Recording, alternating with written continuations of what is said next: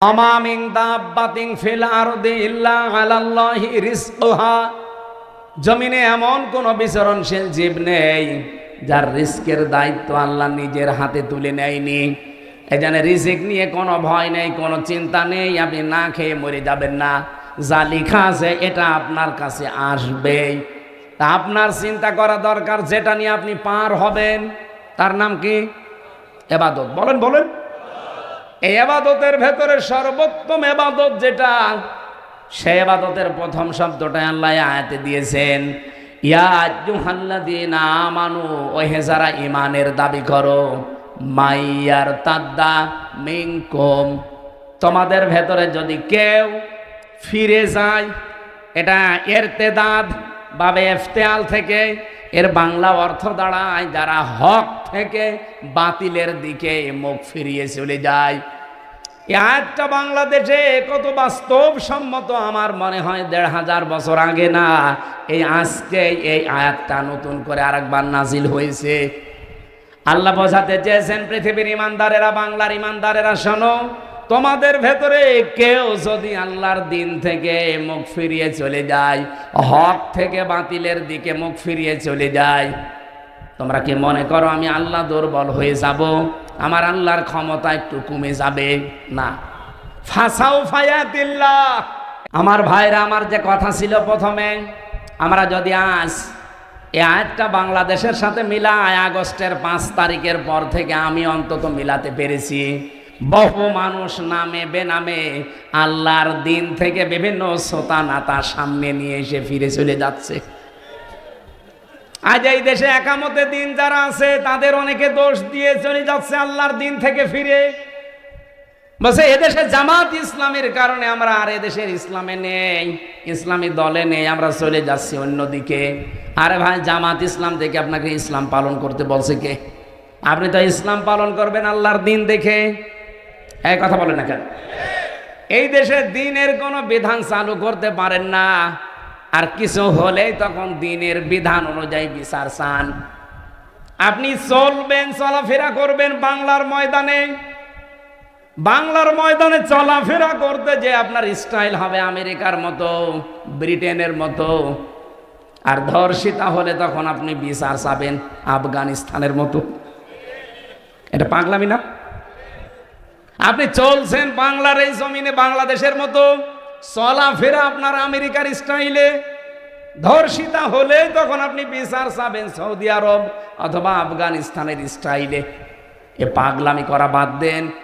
আগে আফগানিস্তানের মতো, সৌদি আরবের মতো কোরআনের এই নিয়ম নীতিগুলো এখানে কায়েম করেন, এরপরে দেখেন যে না করে আপনি টিকে থাকতে পারেন কিনা।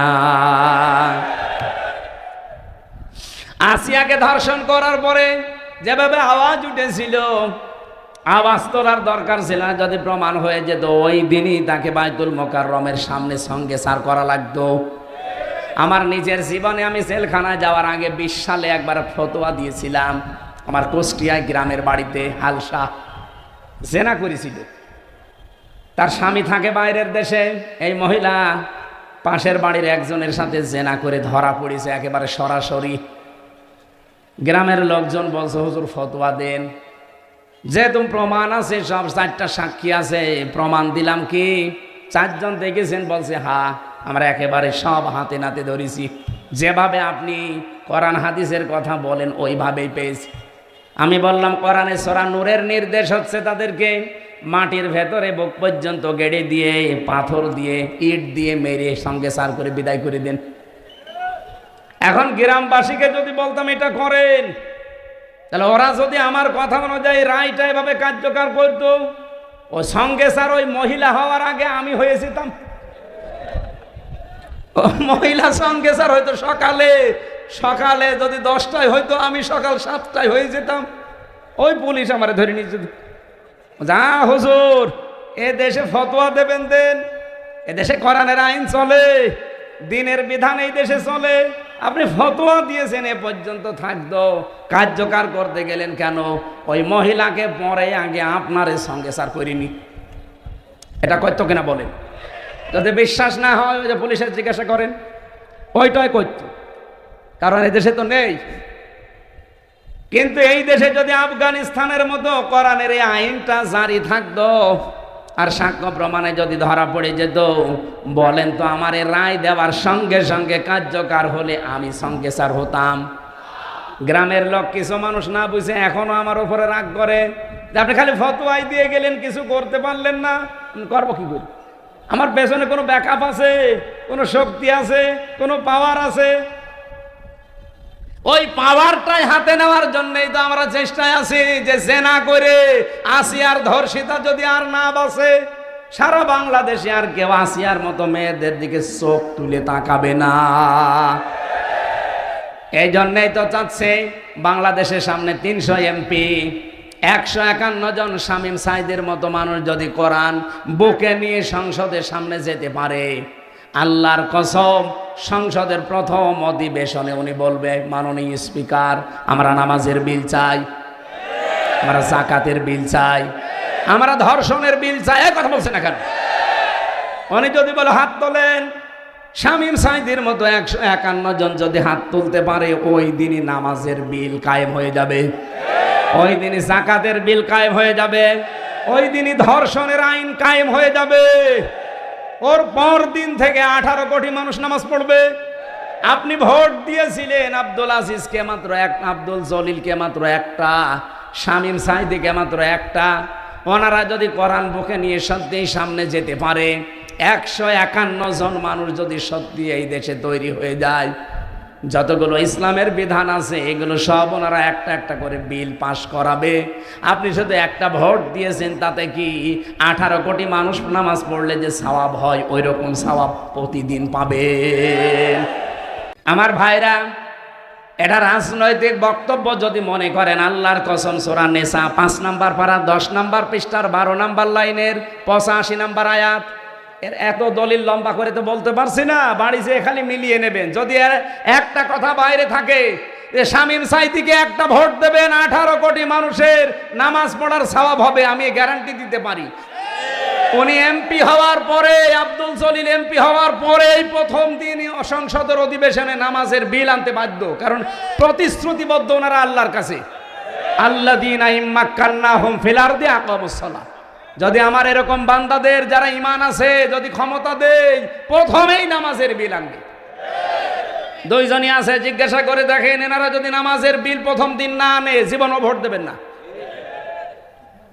যারা নামাজের বিলের পক্ষে না, যারা বলে শরিয়া আইনে আমরা বিশ্বাস করি না, তাদেরকে আপনি ভোট দেবেন। নামাজের বিল না, মদের বিল পাশ করবেন। আসিয়ার ধর্ষিতার জীবনও ফাঁসা, কয়দিন পরে ছেড়ে দেবে। এই যে একটা একটা করে সব ছেড়ে দিচ্ছি।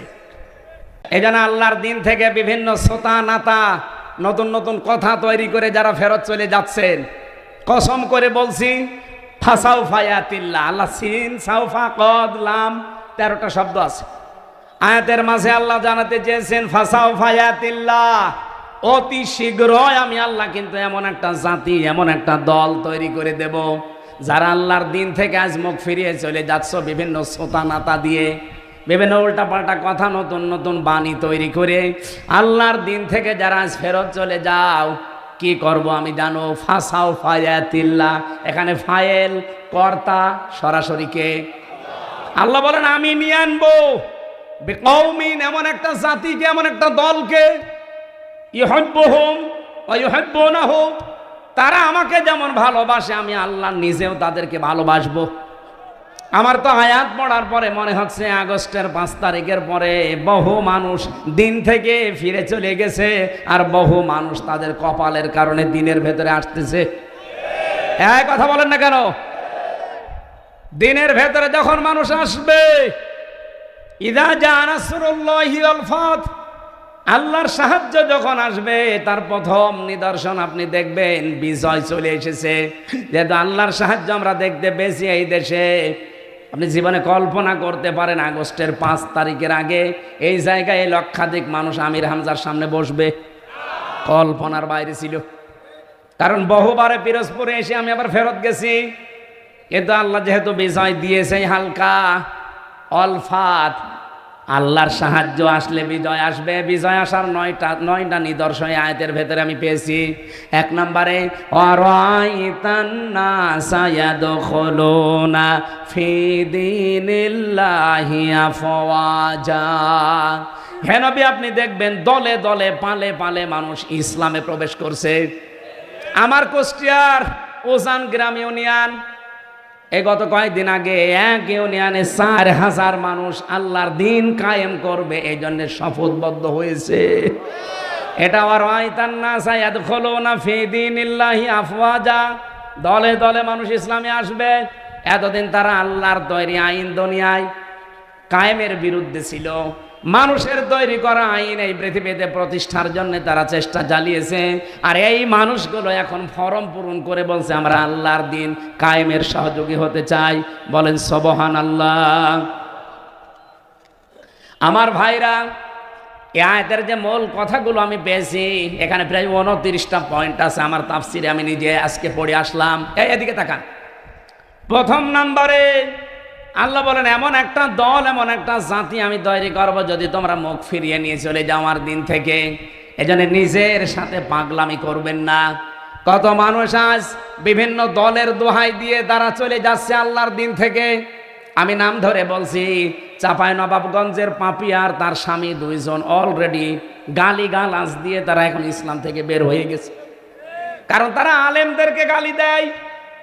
তারা বলছে যুদ্ধ অপরাধের বিচার এভাবে শেষ করে দেওয়া ঠিক হয়নি, এটা কন্টিনিউ করে রাখা দরকার। আরো নিরপরাধ যেন মানুষকে যেন ফাঁসি দেওয়া যায়। কথা বলেন না কেন? আরে হাসিনা তো সাজিয়েছিল নিজের মন মতো। নিরপরাধ মানুষকে তারা ফাঁসি দিয়ে দুনিয়া থেকে বিদায় করেছে। ওইটা যদি চালু রাখতেন এখন অনেক মানুষ দুনিয়া থেকে বিদায় হয়ে যেত। কথা বলেন না কেন? এমনকি আমিও প্রায় পড়ে গিয়েছিলাম যদি বয়স হইতো। আমার 33 বছর বয়সের জন্য মিলাতে পারেনি, কিন্তু যদি বয়স আমার মনে হয় 70 হইতো আমারও ঝুলিয়ে দিত। তারপরেও আল্লামা সাইদি বিদায় নেওয়ার পর ভেতর থেকে আল্লামা মামুনুল হক, আমির হামজা, আমি নিজে আমরা মনে করেছিলাম এবার মনে হয় আমাদের পালা। কারণ ভেতরে যে অবস্থা, ওখানে মেরে ফেললেও কোনো অসুবিধা নেই, বলবে যে চিকিৎসাধীন অবস্থায় মরে গেছে। আল্লামা সাইদির নামে যেমন চালিয়ে দিল যে চিকিৎসাধীন অবস্থায় মরে গেছে। কে বলেছে আপনাকে? ইনজেকশন দিয়ে দিয়েছে। কথা বলেন না কেন? তার এই হত্যার তদন্ত এবং বিচার আপনারা চান না? যারা যারা জড়িত ছিল প্রত্যেকের বিচার হওয়া লাগবে।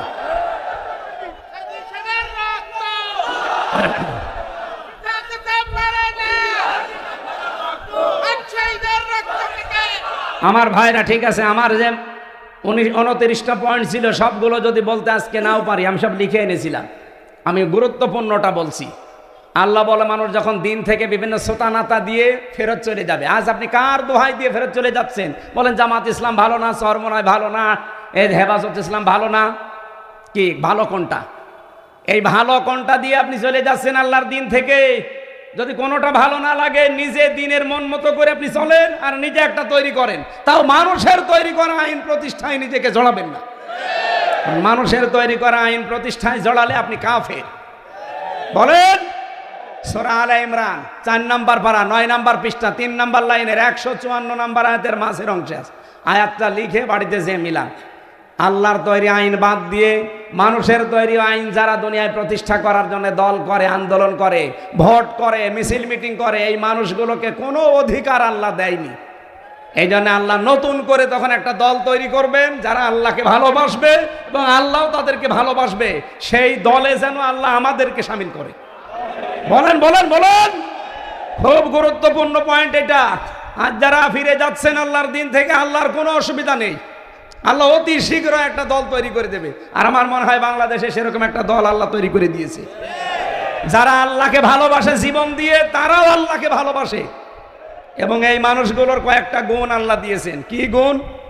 আজিল্লাতিন আলাল মুমিনিন আইজ্জাতিন আলাল কাফিরিন। তারা মুমিনদের উপরে হবে দয়ার্ধ। আপনি বাস্তবে বাংলাদেশে মিলান, আল্লাহর কসম, যারা আল্লাহ মনোনীত করলেন যাদেরকে দিন কায়েমের জন্য, দেখেন তাদের ভেতর ভালোবাসা। এই শামীম ভাইয়ের সাথে আমার রক্তের সম্পর্ক আছে, আত্মীয়তার সম্পর্ক আছে। কোথায় পিরোজপুর বাড়ি, কোথায় আমার বাড়ি কুষ্টিয়া। অথচ আমার নিজের আপন ভাইয়ের চাইতে ওনারে ভালোবাসি শুধু দিনের কারণে। এই কথা বলেন না কেন? চট্টগ্রামের শাহজাহান চৌধুরী, ওনারে ভালোবাসি আমি শুধু দিনের কারণে, তাছাড়া জীবনে ওনার সাথে আমার রক্তেরও সম্পর্ক না, কোনো কিছু আত্মীয় না। বাংলাদেশ সহ বিশ্বে যারা একামতে দিনের কর্মী, দেখবেন এদের ভেতর আল্লাহ এটা তৈরি করে দেয়, আজিল্লাতিন আলাল মুমিনিন, তারা মুমিনদের উপরে হবে রহমদিল। এমন করুণা, আমার নিজের সত্যি কথা বলছি, নিজের ভাইয়ের প্রতি এত মহব্বত জাগে না। একামতে দিনের কর্মী, তার বাড়ি যদি সেই কক্সবাজার হয়, এত মহব্বত তৈরি করে দিয়েছে কে? কিন্তু আইসাতিন আলাল কাফিরিন, কাফেরদের প্রতি তারা হবে কঠোর। আর এই মন মানসিকতা আল্লাহ আমাদের দিয়েছেন। কাফেরদের কোনো অনুষ্ঠানের প্রতি আমরা কঠোর না। এই দেশ সহ বিশ্বে কাফেরদের যত রকমের এই যে নারী কমিশন যেটা তৈরি করেছে আল্লাহর কোরআনের বিরুদ্ধে, সর্বপ্রথম এই দেশের আলেম ওলামা যারা একামতে দিনের কর্মে যারা, তারা এর বিরুদ্ধে। এই জন্য কাফেরদের প্রতি যারা কঠোর, এ গুণ আল্লাহ তাদের তৈরি করে দেবে। আপনি নিজেকেই দেখবেন পাল্টিয়ে ফেলবেন। ইউজাহিদুনা ফি সাবিলিল্লাহ ওয়ালা ইয়াখাফুনা লাওমাতা লাইম, তারা আল্লাহর দিনের পথে চলতে গিয়ে কারো তিরস্কারের ভয় করবে না। যালিকা ফাদলুল্লাহ, আল্লাহ বলেন যারে তারে আমি এই কাজে লাগাই না, এটা আল্লাহর অনুগ্রহ। এটা কি? সুতরাং একামতে দিন কায়েমের জন্য যারা এই লাইনে আছেন, নিজেকে ছোট ভাববেন না, মনে করবেন আল্লাহ দয়া করে আপনাকে এই রাস্তায় তুলে নিয়ে এসেছে। যালিকা ফাদলুল্লাহ ইউতিহি মাইয়াশা, আল্লাহ যাকে চায় তাকে রাস্তায় নিয়ে আসে। আল্লাহু ওয়াসিউন আলিম, আল্লাহ প্রশস্ত এবং জ্ঞানী। এবারে আয়াতের ভেতরে 4টা পয়েন্ট আছে। ওয়ালাকাদ কাররামনা বানি আদম, এই পৃথিবীতে সবচাইতে বেশি সম্মান আল্লাহ দিয়েছেন বনি আদম সন্তানকে। কিন্তু আমরা দুঃখজনক হলো সত্য, 54 বছরে পৃথিবীর সবচাইতে সম্মানিত যারা মানুষ, আল্লাহ কিন্তু বলেননি ওয়ালাকাদ কাররামনা মিন মুসলিমিন মা বানি মুসলিমিন, বলেছেন যে মুসলমান সন্তানদের শুধু সম্মান দিয়েছে দুনিয়ায় না, মানুষ যারা তাদেরই সম্মান আল্লাহ দিয়েছেন।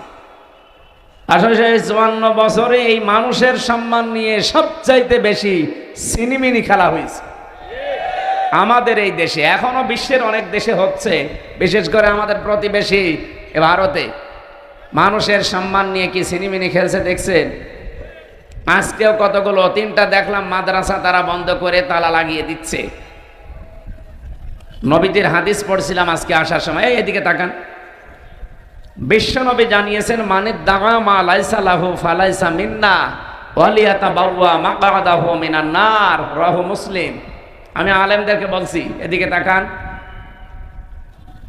বিশ্বনবী জানিয়েছেন এই পৃথিবীতে যেই জিনিস তোমার না, ওইটা যদি জোর করে নিজের দখলে নিয়ে নাও, সে যেভাবেই হোক, চুরি করে হোক, ডাকাতি করে হোক, চাঁদাবাজি করে হোক, ছিনতাই করে হোক, ফাঁকি দিয়ে হোক, যে কোনো কায়দায় যদি ওটা নিজের দখলে রেখে দাও, যেই দিন এটা দখল করে নিজের আয়ত্তে নিয়ে নেবে, ফালাইসা মিন্না, ওই দিন থেকে তুমি আমার উম্মতের ভেতর থেকে আর নেই, বের হয়ে গেলে। বলেন তো এরকম মানুষ পৃথিবীতে এখন আছে না নেই? ভারতে আমাদের পূর্বপুরুষ যারা, তারা এই যে ওয়াকফ করেছিল জমি জায়গা, মসজিদ, মাদ্রাসা, খানকা, ঈদগাহ, গোরস্থান, এটার জন্যে। অথচ এই পৃথিবীর অবৈধ মানুষ যারা এখন উগ্রপন্থী হিন্দুরা, সব হিন্দু না, উগ্রপন্থী যারা, এই মোদির মরিদ যারা, এই নিকৃষ্ট মানুষ পৃথিবীতে 6 জন এখন আছে, তার ভেতরে মোদি 2 নাম্বার। আপনি ইন্টারনেটে সার্চ দেন, 6 জনের নাম পাবেন তামাম দুনিয়ায় যারা জীবিত আছে। সবচাইতে ঘৃণিত মানুষ 6 জন, তার ভেতরে 1 নম্বরে নেতাহু, ইসরায়েলের প্রেসিডেন্ট। এটা অবৈধ প্রেসিডেন্ট, কারণ দেশটাও অবৈধ, প্রেসিডেন্টও অবৈধ। 2 নম্বরে নাম এসেছে নরেন্দ্র মোদি। 3 নম্বরে নাম এসেছে যেটা পালিয়েছে ওইটা, আমি নাম নিলাম না, ওর নাম নিলে আমার মনে হয় যে আমার রিমান্ডের কথা মনে হয়, এই জন্য নাম নিতে চাই না। আবার বদদুয়া চলে আসবে, মুসাফির অবস্থায় আছি, শেষে স্বামীর বাড়ি আছে, শেষে আবার পাঠিয়ে দেবে বাবার বাড়ি, যেন আর এক ঝামেলায় পড়ব। ঝামেলা সে ঘাড়ে আছে, ওই ঘাড়েই থাক। এরকম 6 জনের নাম পেলাম, আমি তো বানাইনি এগুলো, এগুলো মাইক্রোসফট রিপোর্ট বানিয়েছে খ্রিস্টানরা, যে তামাম দুনিয়ায় 6 জন মানুষ এখন জীবিত মানুষদের ভেতরে ঘৃণিত নিকৃষ্ট।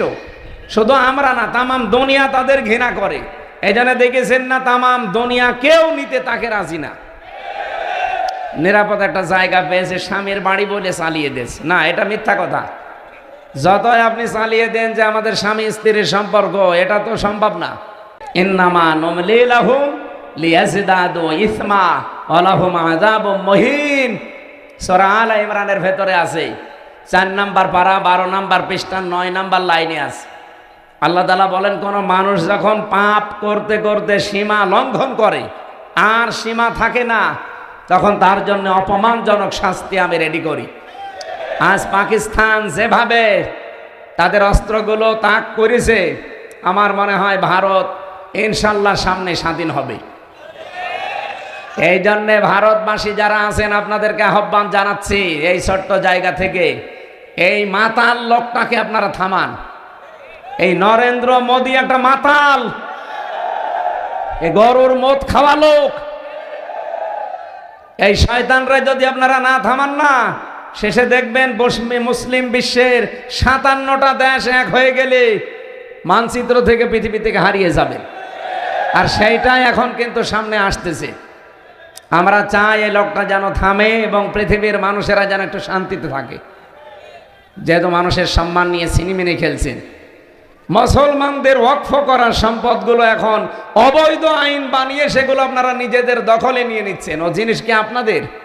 ওগুলো আমাদের বাপ দাদা মুসলিমদের। এই কথা বলেন না কেন? আল্লাহর নবীর কথা কি শুনলাম, যে জিনিস আপনার না, ওটা যদি দখল করে নিজের আয়ত্তে নিয়ে নেন, ওই দিন থেকে আপনি নবীর উম্মত না। যেহেতু ওরা উম্মত দাবি করে না, এগুলো ওদের জন্য না। কিন্তু আমাদের বাংলাদেশে এটা আমার মনে হয় মেলে।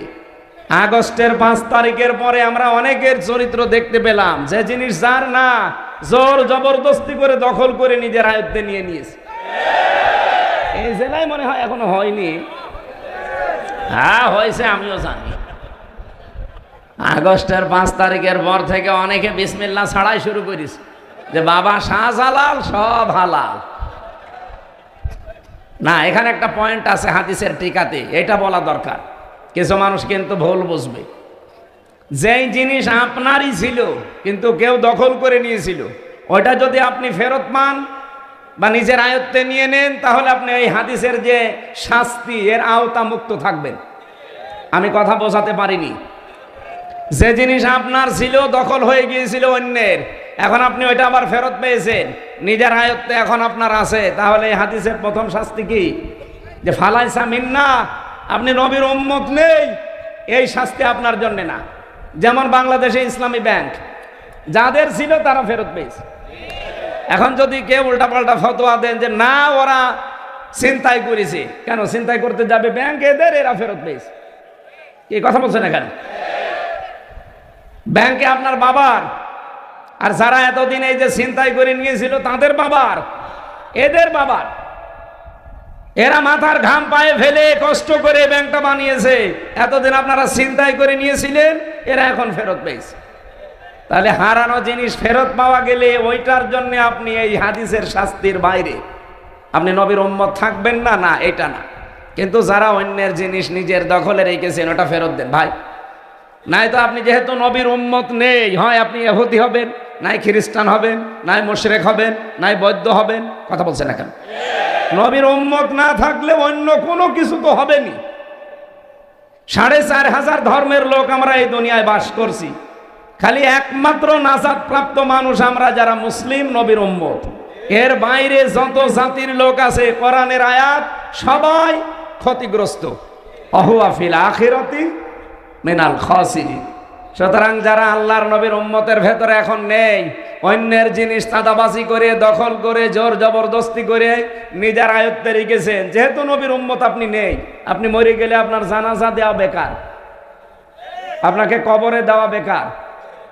একটু কড়া হয়ে যাচ্ছে না? না না, কিসের কড়া? এখনো তো শুরু হয়নি। কোনো কড়া নেই, কেবল শুরু করছি ডোজ দেওয়া।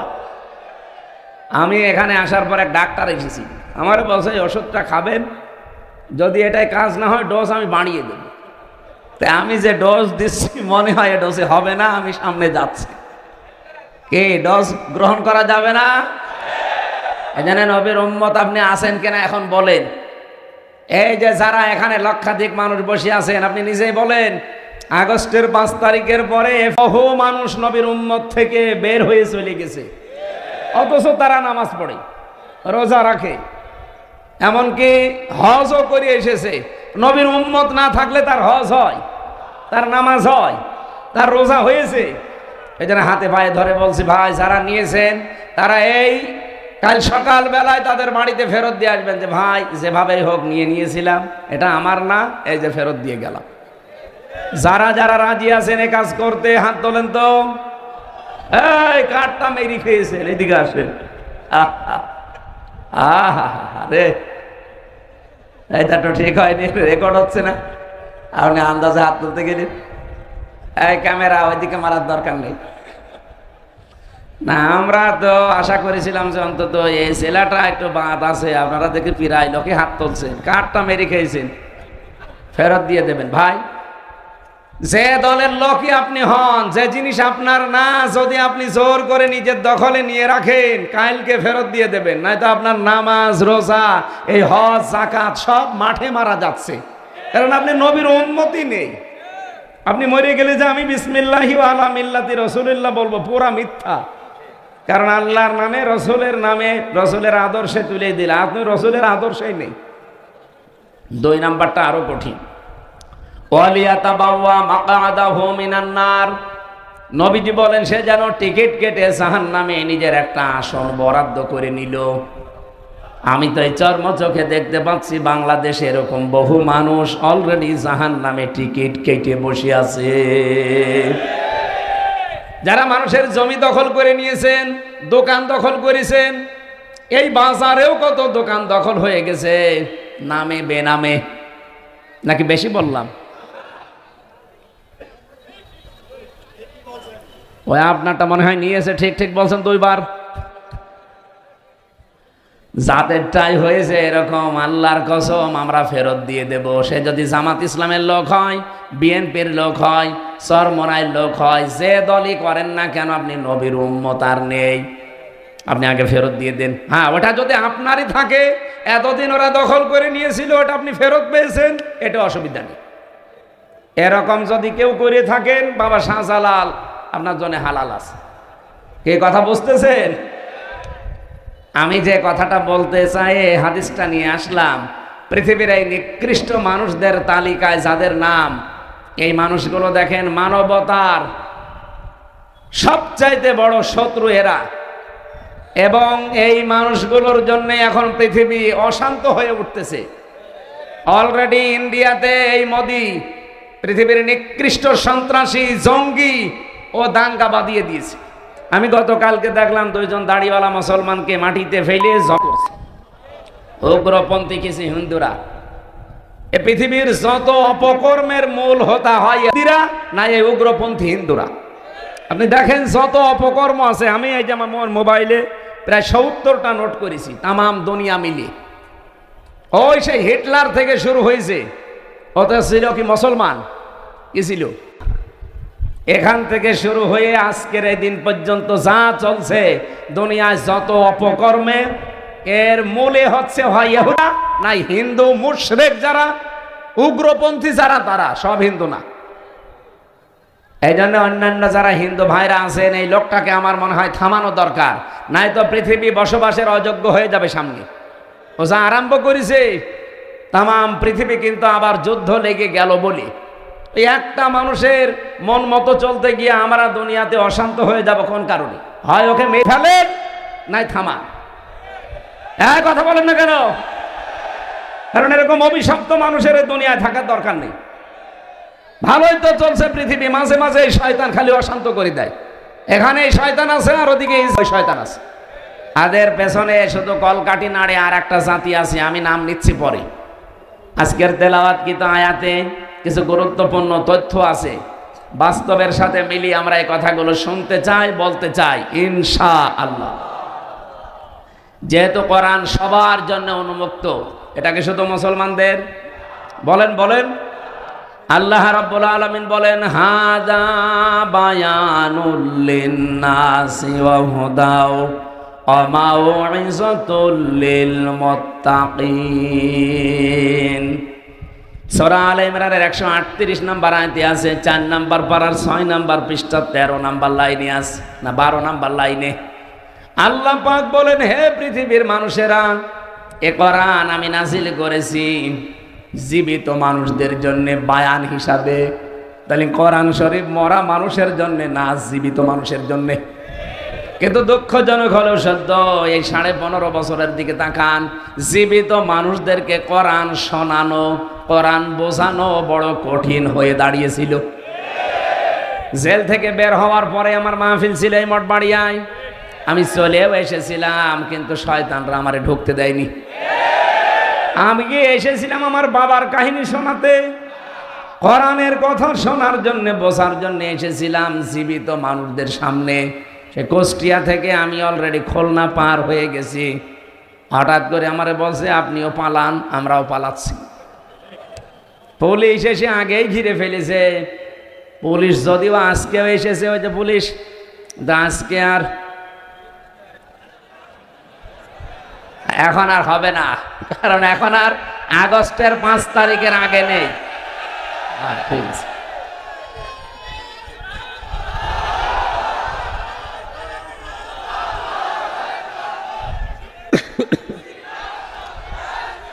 ঠিক আছে ভাই, এ দেশ আর আগস্টের 5 তারিখের আগে আছে। ওপেন ঘোষণা দিচ্ছি, বাংলাদেশের 56,000 বর্গ মাইলের 1 ইঞ্চি জায়গায় কোরআনের ওপেন কথা বলতে যদি কেউ বাধা দেয়, সেদিন সাতক্ষীরা একজন বাধা দিয়েছে, আমার সামনে কোনো শয়তান পড়ে না। যদি কোনো জায়গায় পায় না, একেবারে জায়গায় কবর দিয়ে দেব, তাও বিসমিল্লাহি ওয়া আলা মিল্লাতি রাসূলিল্লাহ ছাড়া কোনো ছাড় নেই। আর কারণ ওর জন্য বিসমিল্লাহ পড়েও লাভ নেই, আলা মিল্লাতি রাসূলিল্লাহ পড়েও লাভ নেই।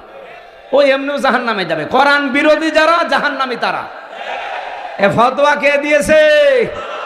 সুতরাং কেউ বাধা দেওয়ার সাহস করবেন না। অন্য যারে দিয়েছেন, আমার সামনে এখনো পর্যন্ত পড়েনি, বিশেষ করে আগস্টের 5 তারিখের পর থেকে। এর আগে পড়েছিল কিছু শয়তান, আমি তখন কিছু বলি নাই।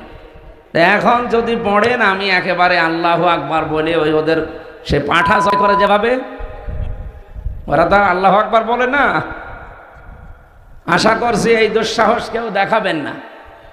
আপনি নিজের কপালে নিজে আগুন লাগাচ্ছেন, আরো মানুষের ভেতরে বিভ্রান্ত ছড়াচ্ছেন। সাতক্ষীরার যে এই চেয়ারম্যান নামে কলঙ্ক, এই কোলাঙ্গার এই লোকটা, কয়েকদিন আগেও প্রশাসনের লোক তাকে বাটপার বলে গালি দিয়েছে। অথচ কোরআনের মাহফিলে যে আলেমকে অপমান করে, আমি কেন যে ওই দিন থাকলাম না। আমার 1 তারিখে আছে সাতক্ষীরায়, দেখি ওই আল্লাহর ওলি পড়ে কিনা। যদি পড়ে, ওরে আমি লবণ ছাড়া চিনি ফেলব। শয়তান। আমার ভাইরা, জীবিত মানুষদেরকে কোরআন শোনাতে বলেছেন কে? আরো জোরে বলেন। কেন? কোরআনে কারীম জানিয়েছে কেন জীবিত মানুষদেরকে শোনাবেন। ওয়াযাক্কির ফাইন্নায-যিকরা তানফাউল মুমিনিন। হে নবী, আপনি কোরআন দিয়ে আলোচনা করবেন, যারা মুমিন, যাদের ভেতরে ঈমান আছে, এই মানুষগুলোর উপকার হবে। আর যারা আল্লাহর ধমকের ভয় পায়, so admonish and or by the holy Quran him who fears my threat, ফাযাক্কির বিল কোরআনি মান ইয়াখাফু ওয়াঈদ। যারা আল্লাহর ধমককে ভয় পায়, এই মানুষগুলো কোরআনের আলোচনা শুনলে মাস্ট বি তাদের উপকার হবে। কে বলছেন? যাক্কির ফাইন্নায-যিকরা তানফাউল মুমিনিন। তানফাউ মুজারে, বর্তমান, ভবিষ্যৎ, প্রেজেন্ট, ফিউচার। এখন আমরা যারা শুনছি আমাদের উপকার হচ্ছে। কে উপকার হচ্ছে? আল্লাহ বলেন, ইন্নামাল মুমিনুনা আল্লাযীনা ইযা যুকিরাল্লাহু ওয়াজিলাত কুলুবুহুম ওয়া ইযা তুলিয়াত আলাইহিম আয়াতুহু যাদাতুহুম ঈমানা ওয়া আলা রাব্বিহিম ইয়াতাওয়াক্কালুন। 1 নম্বরে যারা সত্যিকারের মুমিন, তাদের সামনে আল্লাহর আয়াতগুলো যখন আপনি উচ্চারণ করবেন, তাদের অন্তরাত্মা কেঁপে উঠবে। হয় আশায় নাই ভয়ে, দুই নম্বরে তাদের ঈমান যা ছিল কোরআনের আলোচনায় তাদের ঈমান আল্লাহ আরো বাড়িয়ে দেবে। তিন নম্বরে তারা বাড়ি যাওয়ার আগে সিদ্ধান্ত নিয়ে যাবে, জীবনে যদি ভরসা করি কার উপরে, অবশ্যই যেন আমাদের ঈমান যা আছে বাড়বে। এটা আল্লাহর কথা। ঈমান যে আপনার বাড়ছে তার প্রমাণ কি? নবীজি বলেন, বাম স্তনের 2 আঙ্গুল নিচে একটা গোস্তের টুকরা আছে। কোরআনের আয়াত যদি মানুষ বুঝে বুঝে শোনে পড়ে, তখন এটা কাঁপ ধরে, এর ভেতরে কাঁপা কাঁপি শুরু হয়। দ্বিতীয় নম্বরে আপনার শরীরের এই যে পশমগুলো খাড়া হয়ে যায়। এই যে আমার খাড়া হয়ে গেছে, আপনি দেখেন আপনার খাড়া হয়ে যাবে যদি কোরআনের আয়াত বোঝেন। তিন নম্বরে ওয়াইদা সামিউ মা উনজিলা ইলার রাসূলি তারা আয়ুনাহুম তাফিদু মিনাদ দামি মিম্মা আরাফু মিনাল হক। সূরা মায়েদা 7 নম্বর পারার 1 নম্বর পৃষ্ঠার 1 নম্বর লাইনের 83 নম্বর আয়াতে আছে। আল্লাহ বলেন, যখন আমার আয়াতগুলো মানুষ শুনবে, নবী আপনি দেখবেন যারা বোঝে, এর মর্মবাণী, এর অর্থ ব্যাখ্যা বিশ্লেষণ যারা বুঝেছে, যারা একনিষ্ঠভাবে মন দিয়ে যারা আমার কালামের কথাগুলো বোঝার চেষ্টায় আছে, ওই মানুষগুলোর চোখের দিকে তাকিয়ে দেখবেন মনের অজান্তেই তারা কাঁদতেছে। কখন তাদের চোখে পানি এসে গেছে ওরা নিজেও টের পাবে না। এই জন্য আপনি যদি মন থেকে শোনেন, এই উপকারগুলো মাস্ট বি সামনে হবে। আর আমার কয়েকটা আরম্ভ হয়েই গেছে। পশম খাড়া হয়ে যাওয়া, বাম স্তনের 2 আঙ্গুল নিচে গোস্তের টুকরা কাঁপা কাঁপি করা, এটা অলরেডি আমাদের হচ্ছে। 3 নাম্বারটা, চোখ দিয়ে পানিও আসবে, আমি দেখতে পাচ্ছি। আপনি অনেকের দিকে তাকান, একনিষ্ঠভাবে তাকিয়ে আছে, কখন যে কেঁদে ফেলেছে ও নিজেও টের পাবে না। আল্লাহ রাব্বুল আলামিন কোরআনে কারীম দিয়েছেন জীবিত মানুষদের জন্য, অথচ যারা এই 15.5 বছর বাধা দিলেন, তাদের বাবা মা মরে গেলে আমার এটাকে বলতো, হুজুর কোরআন পড়ে দিন। কি আপনার বাবা মরে গেছে, এখন কোরআন পড়ে করব কি? যতদিন জীবিত ছিল ততদিন যদি পড়তেন, পড়াতেন, বোঝাতেন, কাজ হইতো। কি কথা বলেন? এ থানার ভেতরে মনে হয় এক জায়গায় গত বছরে জেল থেকে বের হওয়ার পরে আমি আসতেছে কথাও বলেছিলাম, কয়েক কিলো মনে হয় আমার বাকি ছিল, 2-3 কিলো। পুলিশ আমার আগে এসে প্রায় 1-1.5 গাড়ি ভরে গেছে। ওরা বলছে, হুজুর আসলে আমরা যেভাবেই হোক ধরবো। আজকে ধরেন তো ভাই, আসেন আজকে ধরে নিয়ে যান, যে বন্দি করে রাখেন। যাদের কথা মতো এই কাজগুলো এই মানুষগুলো করেছিল, দোষ শুধু এদের তো না, দোষ এদের বড় বড় যে অফিসারগুলো ছিল আর যারা বাধা দিয়েছিল ওই শয়তানদের। জীবিত মানুষদের আমরা আসি কোরআন শুনতে, আর ওরা বলে না মরে গেছে, এখন পড়ে করবো কি? আমি আহ্বান জানাচ্ছি, এটা যেহেতু রেকর্ড হচ্ছে সারা বাংলাদেশের, সাধারণ যে পোশাক পরে পুলিশেরা আছে এদের দোষ না ভাই। হ্যাঁ, কিছু উল্টাপাল্টা লোক ছিল, সে মানুষরা পালিয়েছে। আমার কুষ্টিয়ায় বাড়ির নিচে যে ভাড়া থাকতো, ওটা ছাত্রলীগের ক্যাডার ছিল, আমি জানতাম না। আমি তো 3 বছর জেলে। ও ম্যাডাম যারে পাড়িয়েছে তারাই ভাড়া দিয়েছে, আর প্রশাসনের লোক না দিলে তো সমস্যা করবে। পরে আগস্টের 5 তারিখের পরে বিকালবেলা এই যে আল্লাহর ওলি পালিয়েছে, আজ পর্যন্ত আমরা আর কোনো খোঁজ নেই। তালা লাগানো এই 9 মাস, ভাড়াও পাই না, জিনিসপত্রও খুলতে পারি না। কোথায় যে গেছে তার বউ ছেলে মেয়েরও খোঁজ নেই। কি করলেন আপনি? টাকা পয়সা কামাই করে কি করলেন বলেন? এই কিছু কিছু অফিসারের কারণে, কোলাঙ্গার যে মানুষগুলো, তাদের কারণে সাধারণ কনস্টেবল যারা, এএসআই, এই মানুষগুলো আজ জাতির কাছে এখনো পর্যন্ত কালার হয়ে আছে। এরা এই পোশাক দেখলে এখনো ঘৃণা করে না। এই পোশাকটার দোষ না, এটা সম্মানিত পোশাক। নবীজি 2টা শ্রেণীর মানুষকে বলেছে তারা জাহান্নামের সাথে তাদের চোখ কোনোদিন আগুনে জ্বলবে না। 1 নম্বরে যারা রাতের বেলা উঠে গনার কথা স্মরণ করে কান্নাকাটি করে, আর 2 নম্বরে এই প্রশাসনের লোকজন যারা রাতের বেলা আমাদের জানমাল ইজ্জত আবরু পাহারা দেওয়ার জন্য রাত জেগে থাকে। আমি এই মঠবাড়িয়া থেকে কুষ্টিয়া, এখান থেকে যাবার সময় অন্তত 10 জায়গায় ওরা রাতের বেলা পাহারা দিচ্ছে। অথচ যারা এই কাজ 15.5 বছরে করেছে, এই কঠিন অবস্থা, তারা কি পাহারা কোনোদিন দেয়? ওই ডিসি, এসপি, এসপি, টিওনো এরা কোনোদিন ওসি পাহারা দেয়?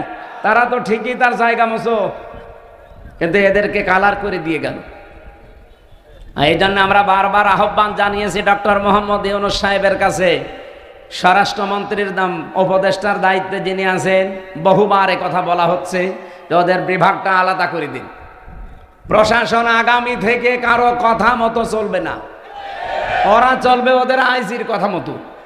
কে কথা বলে না কেন?